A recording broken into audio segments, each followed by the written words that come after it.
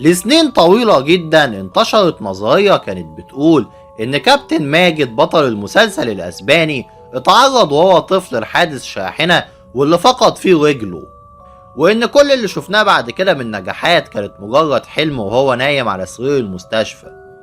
لكن الحقيقة إن القصة دي متفبركة تماما، واللي اتسمى على السوشيال ميديا بالنهاية الصادمة ما هو إلا مجرد فيديو اتعمل مخصوص علشان يخدع الناس،